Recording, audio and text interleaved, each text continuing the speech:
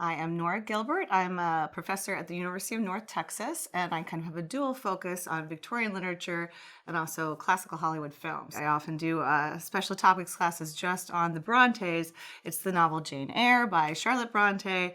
And the reason that I love to teach this so much is because I do remember reading it for the first time when I was young, probably 12 or 13, and so identifying with young Jane. And so it was kind of a work that spoke to me throughout my life. And every time I read it, I see new things. So I know that young people are going to be able to respond to it at the level of the personal story and so forth. But I also really have come to love teaching it because as much as I love it and as powerful as it is, there are parts that I hate about it. And there are parts that are so problematic. And for students to grapple with that idea that there can be something that they really respond to and love and enjoy, but they also are going to think critically about it. And they're also going to push past the kind of easy romance of it and think in more nuanced ways about what it really means for people to be in love in this particular way and what the social background is. So I love the way that literature makes you think that something is a simple story, and then the more you push at it and the more you take a literature class, you learn to be always reading against the text. And I think that's so crucial